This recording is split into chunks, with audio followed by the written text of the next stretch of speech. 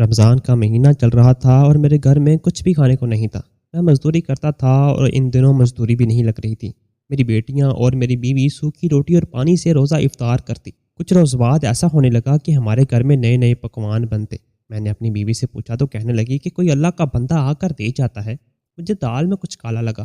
ایک روز جب میں کام سے جلدی واپس آیا تو یہ دیکھ کر میرے پیروں کے نیچے سے زمین نکل گئی کہ میری بیوی اور میری بیٹیاں تو… یہ گرمیوں کے دن تھے اور ماہ رمضان کا مہینہ تھا۔ میں تپتی دھوپ میں مزدوری کرتا اور شام میں جو پیسے ملتے ان سے اپنی بچیوں اور اپنی بیوی کے لیے کچھ نہ کچھ سامان لے کر چلا جاتا تھا۔ میری 2 بیٹیاں تھیں اور ایک بیٹا تھا جو سب سے چھوٹا تھا۔ صبح روزہ رکھتا اور روزہ رکھنے کے فوراً بعد ہی کوئی مزدوری ڈھونڈنے کے لیے نکل پڑتا تھا۔ میں ایک مزدور تھا، ایک ایسا مزدور جسے جو بھی مزدوری مل جاتی سر آنکھوں پر کرتا تھا۔ اس روز بھی مجھے کہیں سے یہ مزدوری ملی کہ میں اس تپتی دھوپ میں سیمنٹ کی بوریاں اپنی پیٹھ پر لاد کر ایک جگہ سے دوسری جگہ جا کر رکھوں۔ سارا دن روزے کے ساتھ سیمنٹ کی بوریاں اٹھاتا رہا اور جب شام ہوئی تو مالک نے میرے ہاتھ پر 1000 روپے رکھ دیا۔ میں نے اس 1000 کو دیکھا اور دل ہی دل میں اللہ کا شکر ادا کیا، اور اتنی قیمت تو نہ تھی جتنا میں نے کام کیا تھا، لیکن پھر بھی یہ کچھ تو تھا، ان سے میرے بچوں کے لیے کچھ نہ کچھ تو آ جانا تھا۔ میں نے خوشی خوشی 1000 کا نوٹ لیا اور اپنی جیب میں رکھ لیا۔ واپسی پر مجھے بہت کچھ لینا تھا۔ گھر میں آٹا ختم تھا، مجھے آٹا لینا تھا، چینی ختم تھی، چینی بھی لینی تھی، اور ضرورت کی ہر چیز جو کچن میں موجود ہوتی ہے میرے کچن میں ختم ہو چکی تھی، اور اب صرف یہی پیسے میری واحد امید تھی۔ میں نے 2 کلو آٹا لیا اور باقی کے پیسوں سے تھوڑا تھوڑا کر کے میں نے کچھ نہ کچھ سودا سلب لے لیا تھا، اور اتنا تو تھا کہ 2 دن آرام سے کٹ جاتے۔ کتنے دن ہو گئے تھے میں نے اپنے بچوں کو کچھ بھی نہیں کھلایا تھا۔ مزدوری جو نہیں ملی تھی، تپتی دھوپ میں سارا دن ادھر سے ادھر مارا پھرتا تھا، لیکن مجھے کوئی مزدوری نہ دیتا۔ روزوں کی وجہ سے سب لوگ روزہ رکھ کر گھروں میں آرام کرتے تھے۔ کسی نے بھی اپنے آس پڑوس پر کوئی نظر نہ ڈالی تھی کہ یہاں پر کوئی بھوکا بھی رہ سکتا ہے۔ کسی کی افطاری ایسی بھی ہو سکتی ہے کہ صرف پانی اور کھجوریں روٹی کے سوا کچھ نہ ہو۔ ایسے گھروں میں میرا گھر واحد تھا۔ میرے ارد گرد کے تمام گھروں میں انواع و اقسام کے کھانے بنتے تھے، انواع و اقسام کے میوے رکھے جاتے تھے۔ ایک میرے بچے تھے جو سوکھی روٹی اور ایک گلاس پانی سے روزہ افطار کرتے تھے۔ آس پاس کے تمام صاحب حیثیت لوگوں نے ہم سے کنارہ کیا ہوا تھا۔ کسی نے کبھی بھی ہم سے اس بارے میں کچھ نہیں پوچھا تھا کہ تم لوگوں کے گھر کچھ کھانے کے لیے ہے یا نہیں۔ اگر میری غیرت یہ گوارا نہیں کرتی تھی کہ میں کسی سے جا کر مانگوں، میں تو اپنی مزدوری کرتا اور اپنے بچوں کو حلال کھانا کھلاتا تھا۔ لیکن اللہ کے بندوں کے دل میں اتنا ڈر نہیں محسوس ہوا کہ وہ اس چلچلاتی گرمی میں ہمارا خیال کر لیتے۔ میں نے ہمت نہ ہاری اور اپنے بچوں کو بھوکے پیٹ رکھنا میرے لیے بہت مشکل تھا، اس لیے میں نے روزے کے ساتھ نکل کر کھڑا ہوا تھا۔ پہلے کچھ دن تو مجھے کوئی مزدوری نہ ملی، لیکن پھر ایک دن خدا کا ایسا کرنا ہوا کہ مجھے ایک مزدوری ملی۔ یہ مزدوری صرف یہ تھی کہ میں سیمنٹ کی بوریاں اپنی پیٹھ پر لاتا، ایک جگہ سے دوسری جگہ جا کر رکھ دیتا۔ سارا دن یہ مشقت بھرا کام بھی کرتا رہا۔ پھر اتنی تیز دھوپ اور شدید گرمی تھی، پنکھے کے آگے بیٹھنے کا حال نہیں تھا۔ ذرا سا بیٹھ جاتا تو ٹھیکیدار جھڑک کر اٹھا دیتا۔ میں نے جیسے تیسے سارا دن لگا کر محنت مزدوری کی، اور پھر شام کو 1000 روپے میرے ہاتھ پر آ گیا۔ اس سے میں نے بہت سی چیزیں خریدنی تھی۔ اس مہنگائی کے دور میں آخر 1000 سے کیا ہو سکتا تھا؟ گھر کا تمام راشن ختم تھا۔ میں جیسے ہی گھر میں داخل ہوا، میری بیوی، میری بیٹیاں اور میرا بیٹا ایک چارپائی پر بیٹھے تھے۔ ان سب کے سامنے ایک روٹی رکھی ہوئی تھی۔ یہ روٹی 3 دن کی باسی تھی اور اب سوکھ چکی تھی۔ پچھلے 5 دن سے ہم ایسے ہی روزہ افطار کر رہے تھے۔ مجھے اپنے بچوں کی اس حالت پر رحم سا آ گیا، لیکن آج بھی گھر میں کچھ کھانے کے لیے نہیں پکا تھا۔ میرے ہاتھ میں سامان دیکھ کر بچے بہت خوش ہوئے، لیکن آج بھی تو ابھی سامان کچھ نہ کچھ پکانا تھا۔ میری بیوی نے کہا کہ بس اذانیں ہونے والی ہیں، آج افطاری کر لیتے ہیں، کل انشاءاللہ کچھ نہ کچھ پکا لیں گے۔ میرے بچے بھی صابر تھے، انہوں نے بھی خاموشی سے اس سوکھی روٹی سے آج بھی روزہ افطار کر لیا تھا، اور اس لیے خوش تھے کیونکہ کل کے لیے ان کے پاس کھانے کے لیے کچھ نہ کچھ تو موجود تھا۔ ان کی آنکھوں میں بھی مسرت واضح طور پر دیکھا جا سکتا تھا۔ ابھی بھی میں دل میں بہت شرمندہ سا تھا، اور وہ تمام فروٹ جو شام کے وقت لوگ اپنے گھروں میں افطاری کے لیے لے کر جا رہے ہوتے ہیں، انہیں دیکھ کر میں اپنے دل میں جلتا بھی رہتا تھا۔ میں اپنے بچوں کے لیے یہ فروٹ نہیں لے کر جا سکتا تھا، میری جیب اس کی اجازت نہیں دیتی تھی۔ میں نے کل کے لیے بھی اپنے مالک سے کہہ دیا تھا کہ مجھے کل بھی کام دے دے، تاکہ میں اپنے بچوں کے لیے کچھ تو کر سکوں، کچھ تو گھر میں لا سکوں۔ اس روز بھی میں نے اپنے پیسوں کو دیکھا اور پھر اپنے گھر کے اخراجات کے بارے میں سوچا۔ پھل تو پھر بھی آتے رہیں گے، کوئی بات نہیں، لیکن مجھے اپنے بچوں کے پیٹ پالنے کے لیے ابھی صرف اتنا سودا لے کر جانا تھا، وہ ایک دن تو سکھ کا کھا سکیں۔ اس روز تو مجھے مزدوری مل گئی تھی، اس کے بعد میں نہیں جانتا تھا کہ کتنے دن تک مجھے مزدوری نہیں ملے گی۔ اس کے بعد مجھے 5 روز تک مزدوری نہیں ملی۔ ایک بار پھر سے میرے گھر میں جو 2 دن کا راشن تھا وہ بھی ختم ہو گیا۔ اور ایک بار پھر سے میرے بچے بھوکے رہنے لگے۔ ہم فاقے کر رہے تھے، فاقوں میں روزے بھی کٹ رہے تھے۔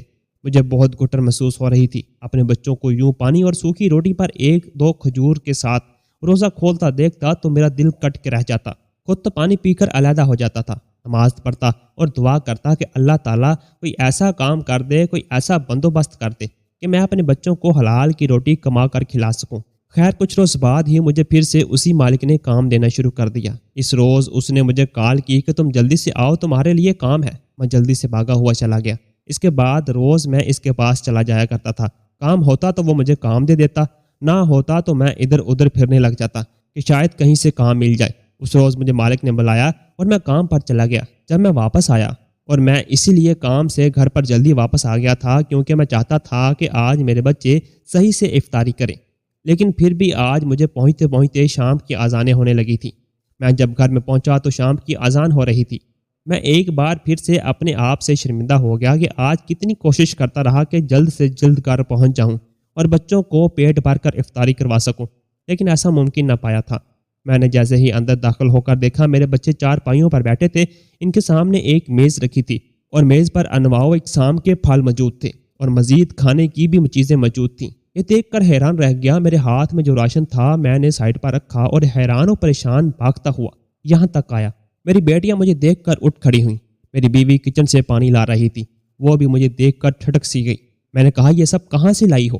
گھر میں تو کچھ بھی نہیں تھا سوائے سوکھی روٹی کے۔ تو وہ کہنے لگی کہ پڑوس میں ایک افطاری کا پروگرام تھا، انہوں نے کچھ ہمارے گھر بھی بھیجا تھا تو اسی وجہ سے ہم نے لے لیا ہے۔ آج ہمارے بچے پانی اور سوکھی روٹی سے افطاری نہیں کریں گے۔ میری بیوی یہ کہہ کر مسکراتی ہوئی ایک چارپائی پر بیٹھ گئی۔ میں نے خدا کا شکریہ ادا کیا اور یہاں پر کھانے کے لیے بیٹھ گیا۔ آج افطاری میں یہ ٹیبل بھری پڑی تھی اور میرے دل کو ٹھنڈک پہنچنے لگی، لیکن میری آنکھوں سے آنسو بہنے لگے۔ میں نے اپنے بچوں کے لیے کچھ نہ کر پایا تھا۔ خیر اب تو مجھے یہ اطمینان تھا کہ اب میرے بچے بھوکے نہیں سوئیں گے، اور نہیں تو 2 دن کا تو راشن نکل آیا تھا۔ اب آگے بھی اللہ مالک ہے، اور ٹھیکیدار نے بھی کہہ دیا تھا کہ مجھے ضرور کام دے گا۔ میں نے خدا کا شکر ادا کیا اور افطاری کر لی۔ افطاری کرنے کے بعد میں نے نماز پڑھی اور پھر رات کو تراویح کے بعد سو گیا۔ صبح کو جیسے ہی سحری کے فوراً بعد ہی میں کام کی طرف نکل پڑا تھا۔ آج پھر سارا دن سیمنٹ کی بوریاں اپنی پیٹھ پر لاتا، ایک جگہ سے دوسری جگہ پر رکھتا۔ پھر جیسے ہی شام ہوئی ایک بار پھر سے 1000 میری تھیلی پر آ گیا۔ میں آج بھی خوشی خوشی گھر آ گیا تھا۔ آج تو میں دیکھ کر اور بھی حیران ہو گیا تھا کہ ہمارے گھر میں خوبصورت پکوان کی خوشبو مہک رہی تھی۔ میں نے اپنی بیگم کو آواز لگائی اور کہنے لگا کہ آخر کیا بات ہے، آج تو ہمارے گھر سے بڑی خوشبوئیں آ رہی ہیں۔ تو میری بیوی کہنے لگی کہ اللہ کا بندہ راشن دے گیا تھا اور میں گھر میں موجود نہیں تھی، بچوں نے لے لیا۔ پکانے کے لیے مچھلی بھی ساتھ ہی تھی، تو میں نے کچھ فرائی کر لی ہے اور کچھ پکا لی ہے۔ بیگم کی آواز میرے کانوں میں پڑی تو میں ششدر سا رہ گیا۔ ایک بار پھر سے میرے دل سے اللہ کا شکر ادا ہوا اور میں نے کہا کہ خدا انسان کو کسی حالت میں بھی نہیں بھولتا۔ میں نے اپنے آنسو صاف کیے اور ایک بار پھر سے اپنے دسترخواں پر آ بیٹھا۔ میری بیگم اور میری بیٹیاں آج دسترخواں کو اچھے طریقے سے سجا رہی تھیں۔ بیٹیوں کے چہرے پر بھی مسکراہٹ تھی۔ میرا بیٹا بھی مسکرا کر ساری چیزیں دیکھ رہا تھا۔ میں نے خدا کا شکر ادا کیا، پھر اس کے ساتھ مل کر افطاری کی۔ اللہ تعالیٰ نے کسی کے دل میں اتنا رحم بھر دیا تھا کہ اس نے ہم جیسے غریب لوگوں کو بھی کھانا دے دیا تھا۔ آج کا راشن تو باہر سے نکل آیا تھا۔ آج سے بڑھ کر میرے لیے خوشی کی بات اور کیا ہو سکتی تھی کہ میرے بچوں نے بہترین طریقے سے افطاری کی تھی۔ میں نے اپنی بیوی سے کہا کہ میں جو بھی کل راشن لایا تھا اسے تم کل پکا لینا۔ میری بیوی نے اسباب میں سر ہلایا، چپ چاپ افطاری کرنے لگی۔ خیر اس روز تو میں یہی سوچ رہا تھا کہ شاید کہیں سے راشن آ ملا ہو، لیکن دوسرے ہی دن مجھے اس بات پر کچھ شبہ ہونے لگا، جبکہ میں نے ارد گرد کے گھروں سے پتہ کیا، کیونکہ میرے ساتھ کے کچھ گھر بھی ایسے تھے جہاں مجھ سے بھی زیادہ فاقوں کی نوبت آ پہنچی تھی۔ میرے پاس تو پھر بھی سوکھی روٹی موجود تھی اور مجھے کچھ نہ کچھ مزدوری مل رہی تھی، باقی گھروں میں تو وہ بھی نہ تھی۔ میں نے جب ان سے پوچھ گچھ کی تو انہوں نے کہا کہ ہمارے محلے میں تو ایسا کوئی بھی آدمی نہیں آیا جو ہمیں راشن دے سکتا ہے۔ اللہ کی ذات ہی ہے جو ان حالات پر ہم پر رحم کرے اور کچھ کمانے کے لیے دے تاکہ ہم اپنے بچوں کو کچھ کھلا پلا سکیں۔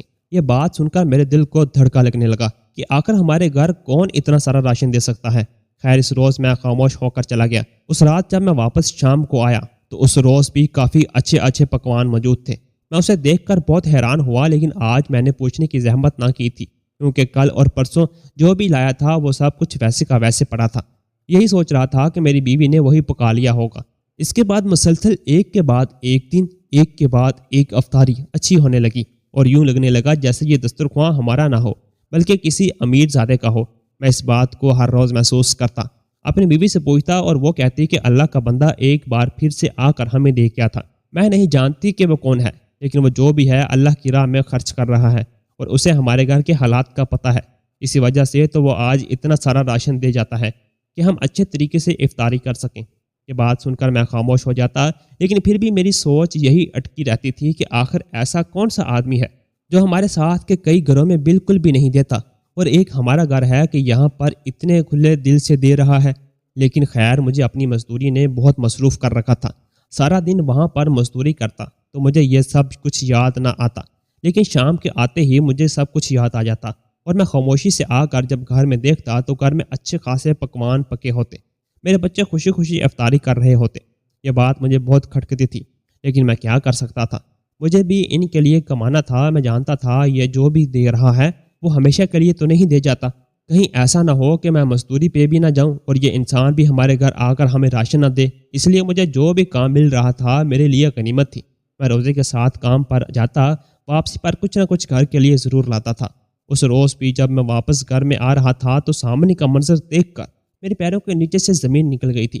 اس روز مجھے کام سے بہت جلد چھٹی مل گئی تھی اور میں پیسے لیے خوشی خوشی گھر کی طرف آ رہا تھا۔ میں نے سوچا تھا کہ آج میں جب گھر پہنچوں گا تو وقت سے پہلے ہی راشن لے کر پہنچوں گا۔ آج میرے مزدوری کے پیسوں سے ہی ہمارے گھر میں افطاری بنے گی۔ لیکن میں جیسے ہی گھر پر آیا میرے گھر کا تالا لگا ہوا تھا۔ ایک بار پھر سے پیچھے کی طرف پلٹا اور ایک بار پھر سے میں روڈ پر آ کر کھڑا ہو گیا تھا۔ روڈ پر آیا تو یہاں پر دو لوگ کھڑے ہوئے ملے جو مجھ سے کچھ فاصلے پر کھڑے تھے۔ مجھے دیکھ کر ایک دوسرے کے کان میں خسر پھسر کرنے لگے۔ میں نے جب ان کے قریب ہو کر سنا تو وہ کہہ رہے تھے کہ اس کی بیوی اور بیٹی بہت خوبصورت ہے۔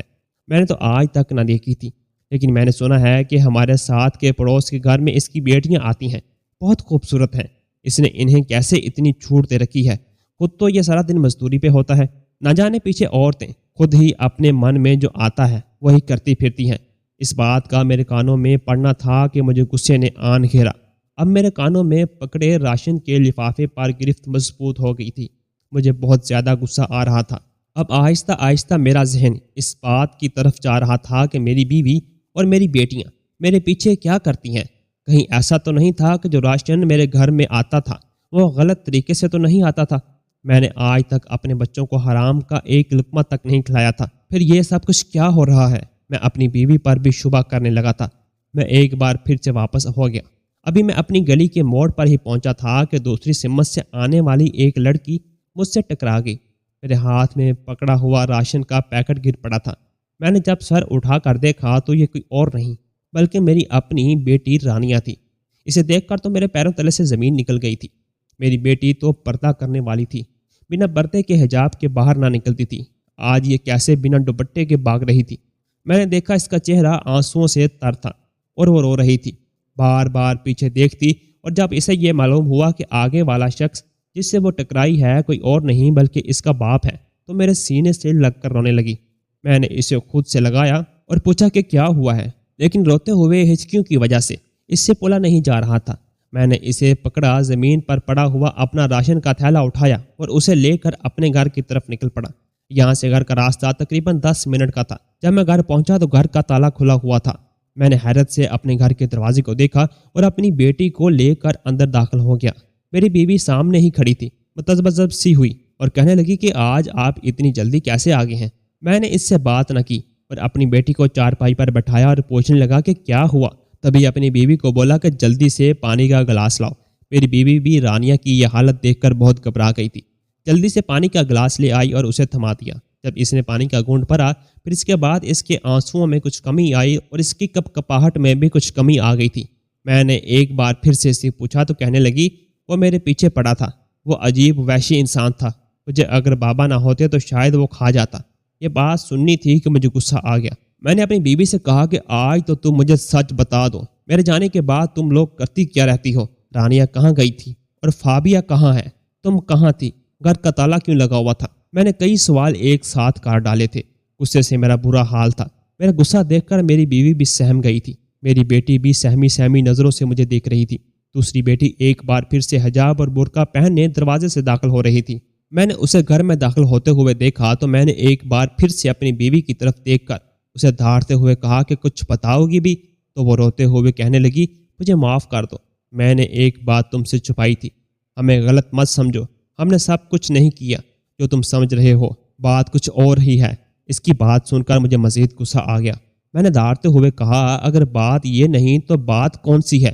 مجھے بات سچ سچ بتاؤ اور ابھی کے ابھی بتاؤ، میں نے غصے سے کہا۔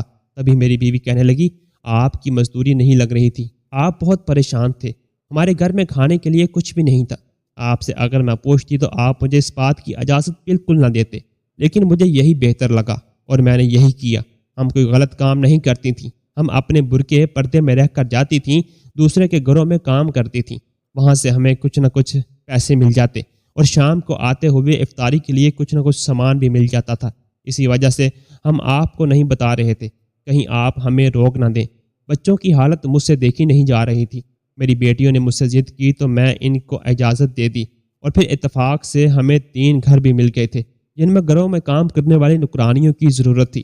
میں نے اپنی بیٹیوں کو بھی لگوا دیا اور خود بھی لگ کی۔ یہ کچھ ہی عرصے کی بات ہے، اور نہیں تو اس 1 مہینے کا خیال کر لیں، اس 1 مہینے میں ہم اچھے طریقے سے روزوں کا اہتمام کر سکیں اور اپنی عید بھی اچھے طریقے سے گزار سکیں۔ میری بیوی آنسو بہاتے ہوئے کہہ رہی تھی، اس کے چہرے سے سچائی واضح ہو رہی تھی۔